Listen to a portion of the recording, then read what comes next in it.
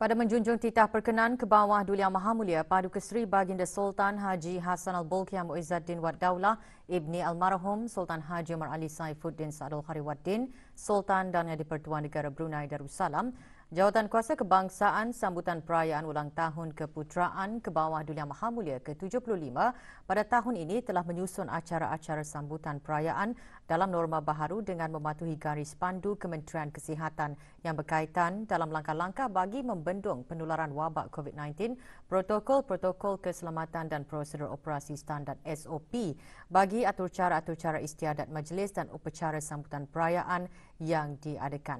Perkara tersebut dinyatakan oleh Yang Berhormat Pihin Orang Kaya Seri Kerana Datuk Seri Setia Dr. Haji Awang Abu Bakar bin Haji Apong, Menteri Hal Ehwal Dalam Negeri, selaku pengerusi Jawatan Kuasa Kebangsaan sambutan perayaan ulang tahun keputeraan ke bawah Duli Yang Maha Mulia ke-75 dalam sidang media petang tadi. Menurut Yang Berhormat, upacara pengibaran bendera besar negara Brunei Darussalam akan diadakan esok 1 Julai 2021 pukul 8 pagi bertempat di kawasan lapang Kompleks Yayasan Sultan Haji Hassan Al-Bolkiah, Bandar Seri Begawan. Majlis sembahyang Fardu Maghrib dan Isya berjemaah membaca surah Yasin, tahlil dan doa kesyukuran pula akan diadakan pada hari Rabu 14 Julai 2021 di semua masjid, surau dan balai ibadat seluruh negara dengan tumpuan utama di Jamiah Seri Hassan Al-Bolkiah, Kampung Kiarong bermula pukul 5.45 petang. Sehubungan dengan ini, pegawai-pegawai dan kekitaan kerajaan serta orang ramai yang beragama Islam adalah diharapkan dan dialu-alukan untuk bersama-sama hadir ke masjid-masjid, surau-surau dan balai-balai ibadat di seluruh negara, khususnya di Jamiah Seri Hassan Al-Bolkiah, Kampung Kiarong, bagi bersama-sama meramaikan dan memohon doa kesyukuran kehadrat Allah Subhanahu wa taala bagi ke bawah Duli Yang Maha Mulia Paduka Seri Baginda Sultan Haji Hassan Al-Bolkiah Muizzaddin Wad Daulah Ibni Almarhum Sultan Haji Umar Ali Saifuddin Sa'adul Khariwaddin Sultan dan Pertuan Negara Brunei Darussalam. Istiadat pemberisan kehormatan akan diadakan pada pagi hari Khamis 5 Zulhijjah 1442 Hijrah bersamaan dengan 15 Julai 2021 Masihi. Istiadat perbarisan kehormatan akan diadakan di Taman Haji Semuda Umar Ali Saifuddin, Bandar Seri Begawan bermula jam 7.20 pagi. Istiadat menghadap dan mengurniakan bintang-bintang kebesaran negara Brunei Darussalam akan diadakan sebaik-baik saja istiadat perbarisan kehormatan selesai. Istiadat menghadap dan mengurniakan bintang-bintang kebesaran negara Brunei Darussalam akan diadakan di Balai Singgasana Indrabuana, Istana Nurul Iman. Menurut Menteri Hal Ehwal Dalam Negeri, Majlis Ramah Mesra bersama rakyat dan penduduk pula akan diadakan di daerah-daerah seperti berikut. Pada hari Ahad 25 Julai 2021, majlis akan diadakan di Padang Kompleks Dewan Kemasyarakatan Daerah Tutong bermula pukul 8.30 pagi. Pada hari Selasa 27 Julai 2021 akan diadakan di Padang Kompleks Dewan Kemasyarakatan Pekan Bangar, Daerah Temburong bermula pukul 8.30 pagi. Pada hari Ahad 1 Ogos 2021 akan diadakan di Taman Haji Semuda Umar Ali Saifuddin, Bandar Seri Begawan bermula pukul 7 pagi. Pada hari Selasa 3 Ogos 2021 akan diadakan di Padang Bandaran Kuala Blain bermula pukul 8.30 pagi. Para jemputan yang akan menghadiri Majlis Ramah Mesra bersama rakyat dan penduduk adalah dinasihatkan untuk sentiasa mematuhi garis pandu Kementerian Kesihatan yang berkaitan dalam langkah-langkah bagi membendung penularan wabak COVID-19, protokol-protokol keselamatan dan prosedur operasi standard SOP bagi Majlis Ramah Mesra bersama rakyat dan penduduk. Sementara itu, upacara penurunan bendera besar negara Brunei Darussalam akan diadakan pada hari Sabtu, 31 Julai 2021 pada pukul 2 petang bertempat di kawasan lapang Kompleks Yayasan Sultan Haji Hassanal Bolkiah, Bandar Seri Begawan. Acara-acara sampingan seperti acara-acara kerajaan malam dan gerai-gerai perayaan akan diadakan di keempat-empat daerah bermula hari Khamis 15 Julai 2021 hingga 3 Ogos 2021 di tempat-tempat berikut. Bagi daerah Brunei dan Muara akan diadakan di kawasan lapang letak kereta berhadapan dengan Muzium Alat Kebesaran Diraja Bandar Seri Begawan. Bagi daerah Belain akan diadakan di kawasan Gerai Tudung Saji Kuala Belain. Bagi daerah Tutong akan diadakan di kawasan lapang berhadapan Hospital Pengeran Muda Mahkota, Pengeran Muda Haji Al-Muhtadi Bila Tutong, dan bagi daerah Temburong akan diadakan di kawasan Taman Perayaan Pekan Bangar. Sehubungan dengan itu, orang ramai adalah dialulukan bagi menghadiri, meraihkan dan menyemarakkan serta memeriahkan acara-acara sampingan iaitu acara-acara kerajaan malam dan gerai-gerai perayaan sempena sambutan perayaan ulang tahun Hari Keputeraan ke bawah Duli Maha Mulia Paduka Seri Baginda Sultan dan Yang di-Pertuan Negara Brunei Darussalam ke-75 pada tahun ini dengan mematuhi nasihat dan prosedur operasi standard SOP Kementerian Kesihatan. Dalam sidang media yang sama, Awang Haji Maswandi bin Haji Mohsin, Setiausaha Tetap Kementerian Kesihatan menekankan orang ramai masih perlu berwaspada dan mengamalkan langkah-langkah pencegahan dan pengawalan untuk mengurangkan risiko jangkitan dan penularan wabak COVID-19. Kita ingin memaklumkan bahawa hanya jemputan dan orang-orang yang sudah menerima sekurang-kurangnya 1 dos vaksin COVID-19 akan dibenarkan untuk hadir ke acara-acara keberangkatan seperti istiadat perbarisan kehormatan di Taman Haji Semuda Umar Ali Saifuddin, istiadat menerima bintang kebesaran di Istana Nurul Iman, dan majlis bersama rakyat di keempat-empat buah daerah.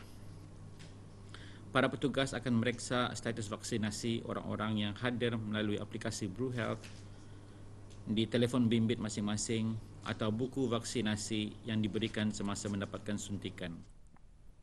Awang Haji Muhammad Rosli bin Haji Ibrahim, Setiausaha Tetap Kementerian Hal Ehwal Agama pula menyentuh mengenai SOP bagi majlis kesyukuran sembahyang fardu maghrib dan isyak berjemaah, membaca surah Yasin, tahlil dan doa kesyukuran sempena sambutan perayaan tersebut.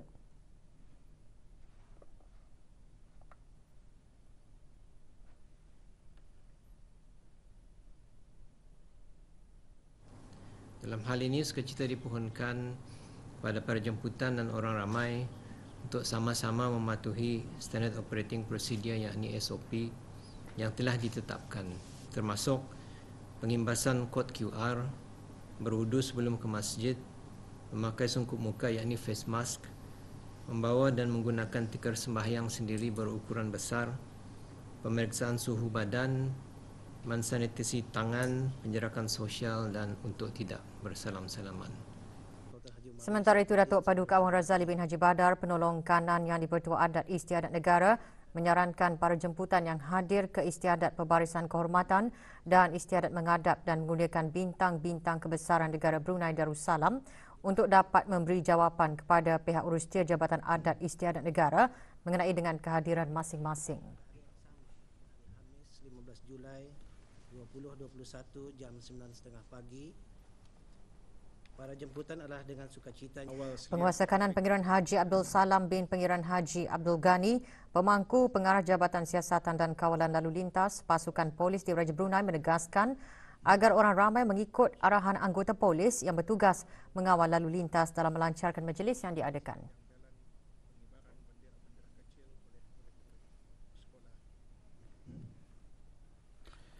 Bersempena dengan sambutan Hari Keputeraan ke-75 ke bawah Duli Maha Mulia Paduka Seri Baginda Sultan Haji Hassanal Bolkiah Muizzaddin Wad Daulah Ibni Almarhum Sultan Haji Umar Ali Saifuddin Sa'adul Khairuddin Sultan dan Yang di-Pertuan Negara Brunei Darussalam, dan bagi memeriahkan lagi sambutan berkenaan, sukacita rakyat dan penduduk negara ini supaya sama-sama mengibarkan bendera di rumah rumah kediaman masing-masing dan bangunan-bangunan pejabat dan perniagaan mulai esok 1 Julai 2021 sehingga 31 Julai 2021. Dalam hubungan ini, pangeran-pangeran dan orang-orang yang dikurniakan gelaran akan mengibarkan bendera masing-masing dan bagi orang ramai pula akan mengibarkan bendera negara Brunei Darussalam. Pada menjunjung titah perkenan ke bawah Duli Yang Maha Mulia Paduka Seri Baginda Sultan Haji Hassanal Bolkiah Muizzaddin Wad Daulah, Ibni Almarhum Sultan Haji Omar Ali Saifuddin Saadul Khariwaddin, Sultan dan Yang di-Pertuan Negara Brunei Darussalam, dan merujuk kepada siaran media Jabatan Perdana Menteri mengenai makluman pelanjutan penangguhan sementara kebenaran aktiviti rentas sempadan dan kebenaran kemasukan dan keluar negeri bagi 5 buah negara di Sub-benua India bertarikh 15 Jun 2021, Jabatan Perdana Menteri memaklumkan pelanjutan penangguhan sementara kebenaran aktiviti rentas sempadan selama 2 minggu lagi bermula 1 hingga 15 Julai 2021 bagi kemasukan warga negara asing melalui pos-pos kawalan darat dan laut termasuk perjalanan transit melintasi negara Brunei Darussalam kecuali bagi kemasukan atau perjalanan transit yang telah diberikan kebenaran oleh Kerajaan Negara Brunei Darussalam. Kemasukan dan perjalanan transit melalui negara Brunei Darussalam hanya boleh dipertimbangkan bagi kenderaan-kenderaan yang mempunyai permit lintas batas dan penyata kebenaran transit yang dikeluarkan oleh Kerajaan Negara Brunei Darussalam dengan jaminan atau sokongan daripada pihak berkuasa negara yang berkenaan dengan dikenakan syarat dan prosedur kemasukan yang sedia ada bagi tujuan atas urusan rasmi kerajaan, persekolahan, perkhidmatan kecemasan seperti ambulans, polis dan tentera dan vaccinated transport operators yang berdaftar di luar negara dengan permit lintas batas yang dikeluarkan oleh Kerajaan Negara Brunei Darussalam bagi penghantaran bekalan import yang penting. Penangguhan sementara kebenaran bagi pengambilan dan penghantaran barangan milik individu di lokasi-lokasi khusus di pekarangan sempadan checkpoints yang dibuat oleh runners berdaftar di negara Brunei Darussalam dan keluar dan masuk negeri secara ulang-alik commuters melalui pos-pos kawalan darat maupun laut bagi tujuan pekerjaan. Penangguhan sementara kebenaran kemasukan dan keluar negeri bagi 5 buah negara dari Sub-benua India iaitu Republik India, Republik Demokratik Persekutuan Nepal, Republik Sosialis Demokratik Sri Lanka, Republik Islam Pakistan dan Republik Rakyat Bangladesh dilanjutkan selama 2 minggu bermula 1 hingga 15 Julai 2021. Bagi perjalanan masuk, semua warga negara asing yang berlepas dari atau melalui mana-mana lapangan terbang di Sub-benua India iaitu India, Nepal, Sri Lanka, Pakistan dan Bangladesh. Walau bagaimanapun, pemegang pasport diplomatik dan anggota angkatan bersenjata yang ditugaskan di negara Brunei Darussalam adalah dibolehkan untuk memasuki negara ini mengikut prosedur operasi standard SOP yang disediakan oleh Kementerian Kesihatan. Perjalanan warga negara asing yang berlepas dari Sub-benua India iaitu India, Nepal, Sri Lanka, Pakistan dan Bangladesh dengan melalui negara Brunei Darussalam secara transit dan perjalanan keluar dari negara Brunei Darussalam menuju ke Sub-benua India iaitu India, Nepal, Sri Lanka, Pakistan dan Bangladesh atas apa jua sebab atau urusan. Pemegang pasport diplomatik dan anggota angkatan bersenjata yang ditugaskan di negara ini adalah dibolehkan untuk membuat perjalanan ke luar negeri serta warga negara asing yang memegang pas pekerjaan atau pas tanggungan yang mana telah dibatalkan atau pemegang Special Authorization Work Pass atau Professional Visit Visa yang telah bekerja sementara di negara Brunei Darussalam dan akan kembali ke negara asal masing-masing secara tetap. Penangguhan kebenaran ini juga dikenakan bagi warga negara asing yang telah diberikan kebenaran awal untuk memasuki negara Brunei Darussalam dari Sub-benua India iaitu India, Nepal, Sri Lanka, Pakistan dan Bangladesh melalui penerbangan yang telah dibenarkan sebelum ini. Kebenaran tersebut adalah ditarik balik. Syarat-syarat bagi pertimbangan keluar masuk yang dinyatakan di atas adalah tertakluk kepada penelitian Jawatan Kuasa Pandu hal ehwal rentas sempadan dari semasa ke semasa. Maklumat lanjut dan terperinci layari laman sesawang Jabatan Perdana Menteri di alamat www.pmo.gov.pn/travel portal atau hubungi travel hotline di talian 120 semasa waktu bekerja atau email travelapplication@jpm.gov.pn. Kerjasama, belas kasihan dan perpaduan yang ditunjukkan oleh rakyat negara Brunei Darussalam memainkan peranan besar dalam usaha kolektif dalam mengurangkan impak COVID-19. Seperti tugas sukarelawan, terutama golongan muda di bawah jawatan kuasa ad hoc sukarelawan belia, sumbangan keuangan dari orang ramai di bawah dana bantuan COVID-19, penggunaan aplikasi BruHealth dan banyak lagi menunjukkan perpaduan dan kerjasama rakyat demi kebaikan masyarakat. Di bawah kepimpinan Kebawah Duli Yang Maha Mulia Paduka Seri Baginda Sultan dan Yang di-Pertuan Negara Brunei Darussalam, pelbagai inisiatif juga telah dilaksanakan semasa pandemik yang boleh dikategorikan dalam 3 fokus utama, iaitu untuk mengekalkan kesejahteraan rakyat, untuk melindungi pekerjaan dan sokongan kepada individu dan untuk menyokong dan membantu perniagaan. Perkara tersebut antara yang ditekankan oleh Yang Berhormat Datuk Seri Setia Dr. Awang Haji Muhammad Amin Liu bin Abdullah, Menteri di Jabatan Perdana Menteri dan Menteri Kewangan dan Ekonomi kedua pada Borneo Bulletin Yearbook Networking Session 2021 petang tadi. COVID-19, we have also seen an escalation in the integration of technology in the day-to-day lives of Bruneians. One notable example is the high acceptance of BruHealth app within the country that has supported the Ministry of Health and other stakeholders in managing the COVID-19 crisis more effectively. Dengan tema Looking Ahead, A Nation United, buku tahunan menyentuh mengenai inisiatif yang dilaksanakan oleh kerajaan ke arah mengurangkan impak pandemik COVID-19.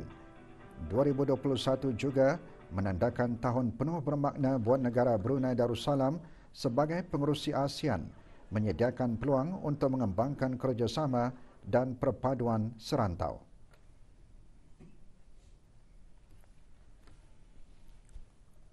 Tiada kes jangkitan baharu COVID-19 dicatatkan hari ini dengan 9 kes aktif masih menerima rawatan di Pusat Pengasingan Kebangsaan. Ikuti bahan beritanya dan bahan-bahan berita dalam negeri yang lainnya selepas petikan titah ini.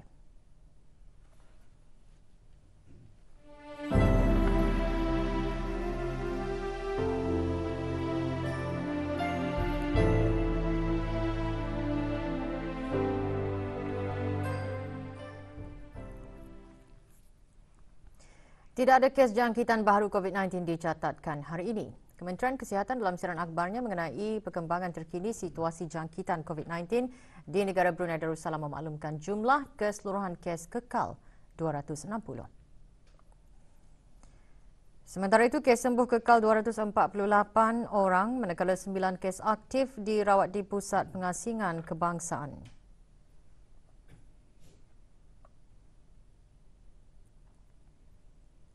Kes terakhir jangkitan tempatan COVID-19 dilaporkan pada 6 Mei 2020, manakala jumlah kes import sejak kes jangkitan terakhir tempatan dilaporkan sebanyak 119 kes.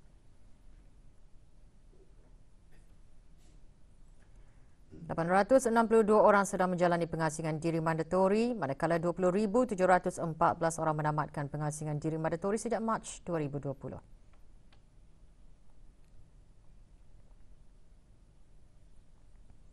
$483 ujian virus SARS-CoV-2 telah dilaksanakan, menjadikan jumlah keseluruhan ujian makmal dijalankan sejak Januari 2020 kepada 140,882 ujian.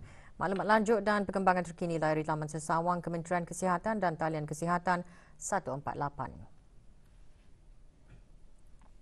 Indeks harga pengguna IHP bagi bulan April 2021 meningkat sebanyak 1.1% tahun ke tahun berbanding dengan bulan April 2020. Jabatan Perancangan Ekonomi dan Statistik Kementerian Kewangan dan Ekonomi dalam siaran akhbarnya menyatakan harga makanan dan minuman ringan meningkat sebanyak 1.5%, manakala harga bukan makanan meningkat sebanyak 1%. Bagi perubahan bulan ke bulan, IHP bagi bulan April 2021 pula menurun sebanyak 0.5% berbanding dengan bulan Mac 2021. Indeks makanan dan minuman ringan menurun sebanyak 0.9%, manakala indeks bukan makanan menurun 0.4%. Peningkatan IHP adalah didorong oleh peningkatan harga dan kos pengangkutan, perhubungan dan makanan dan minuman ringan. Bagaimanapun, peningkatan tersebut diimbangi oleh penurunan harga dan kos pakaian dan kasut, perhiasan, peralatan isi rumah dan penyelenggaraan rutin isi rumah dan pelbagai barangan dan perkhidmatan.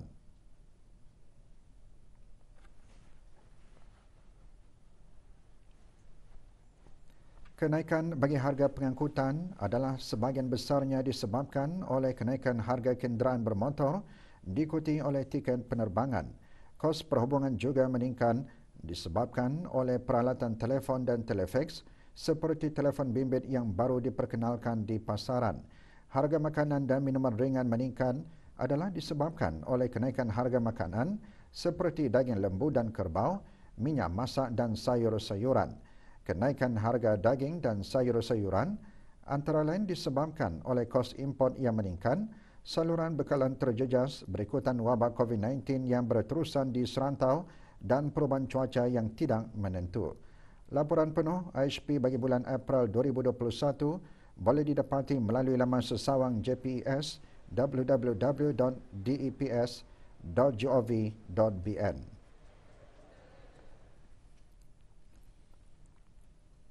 Kementerian Kesihatan bersama Persatuan Ophthalmologi Brunei pagi tadi menerima derma khusus bagi bantuan penglihatan kanak-kanak daripada Total Energies. Majlis berlangsung di Kementerian Kesihatan. Sumbangan diterima oleh Awang Haji Maswadi bin Haji Mohsin, Setiausaha Tetap Kementerian Kesihatan yang disampaikan oleh Jerome Senis, Pengurus Am Total Energies. Sumbangan merupakan bagi projek Children's Vision Aid Fund khusus bagi pembelian alat bantuan visual atau cermin mata untuk kanak-kanak berumur antara 0 hingga 8 tahun. Sumbangan dihasrat dapat memberikan bantuan kepada pesakit-pesakit yang memerlukannya.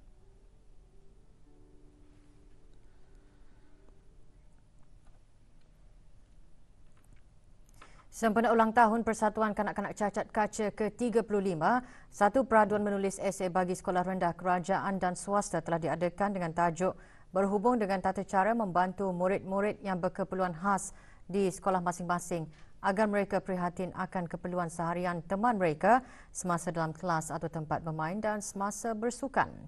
Sehubungan itu, pagi tadi diadakan majlis penyampaian hadiah bagi peraduan berkenaan. Penyampaiannya disempurnakan oleh Datuk Paduka Haji Zainal bin Haji Momin yang di-Pertua Kaca. Bagi kategori tahun 6 dimenangi oleh Dayangku Wajihah binti Pangeran Khairul Nazri dari Sekolah Stella. Sementara Awang Muhammad Irfan Iswandi bin Muhammad Noor Arifin dari Sekolah Tunas Jaya Persatuan Guru-Guru Melayu Brunei PGGMB Kuala Blight memenangi kategori tahun 5 dan kategori tahun 4 pula dimenangi oleh Dayang Bashira Irdina binti Haji Khanafiah dari Sekolah St. John Kuala Blight.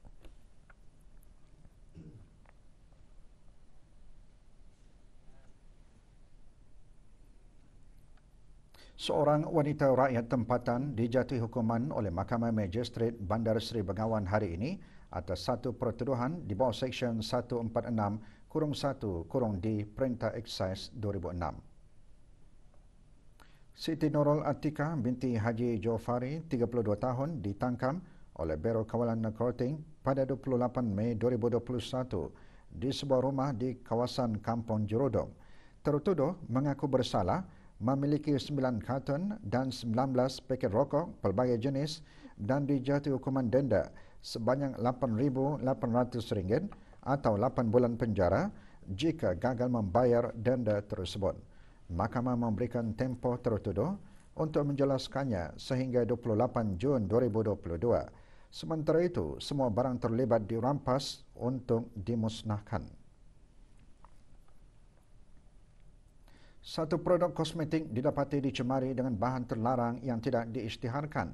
Dapatan tersebut adalah hasil ujian makmal bahagian farmasi Jabatan Perkhidmatan Saintifik Kementerian Kesihatan. Produk kosmetik Putri Ratu Treatment Cream Whitening Cream dari Malaysia didapati dicemari dengan merkuri. Merkuri adalah bahan yang dilarang dalam produk kosmetik seperti yang ditetapkan di bawah Peraturan Uban Produk Kosmetik 2007. penjualan produk tersebut termasuk secara dalam talian seperti Facebook dan sebagainya adalah menjadi satu kesalahan di bawah Peraturan Uban Produk Kosmetik 2007. Jika didapati bersalah, boleh didenda tidak melebihi RM5,000, penjara tidak melebihi 2 tahun atau kedua-duanya sekali. Maklumat lanjut hubungi bahagian compliance dan perlesenan melalui talian telefon 239-3298 sambungan 208, menghantar email ke farmasi.enforcement@moh.gov.bn atau berjumpa terus pegawai compliance dan perlesenan di tingkat 1, bangunan Jabatan Perkhidmatan Farmasi, Kampung Madaras, Mukim Gadong A atau hubungi talian Darussalam 123. Berita sukan malam ini kita mulakan dengan perkembangan kejohanan bola sepang Universiti Brunei Darussalam 2021 antara institusi-institusi pengajian tinggi. Universiti Brunei Darussalam UBD dan Universiti Teknologi Brunei UTB masing-masing membawa pulang satu mata setelah terikat seri 2 sama. Perlawanan bagi kumpulan B itu berlangsung petang kemarin di Kompleks Sukan UBD. UTB jersey hitam mendahului perlawanan pada minit ke-9 menerusi jaringan Abdul Aziz Hanafi bin Haji Abdul Halim.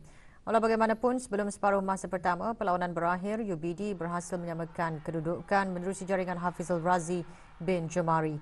Bersambung separuh masa kedua perlawanan, UBD berhasil mendahului perlawanan pada minit ke-50 setelah Sufian bin Haji Abanan berhasil menerjah gawang UTB.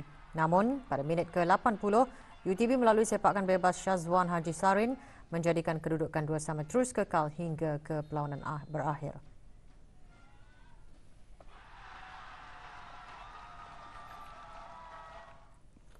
Sementara itu, dalam kejohanan Piala Bola Keranjang 2021 pula menyaksikan pasukan Tutong Basketball mengekalkan rekod kemenangan keduanya untuk terus berada di kedudukan kedua kumpulan D setelah berjaya menewaskan pasukan Setia Warrior.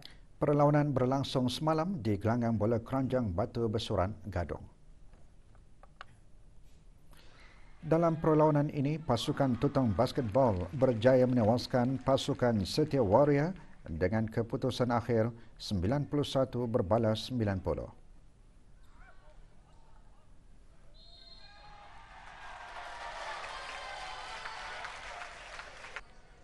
Sementara dalam kategori wanita pula menyaksikan pasukan Lidox Petesuri tewas kepada pasukan Shooting Star dengan keputusan akhir 32 berbalas 49.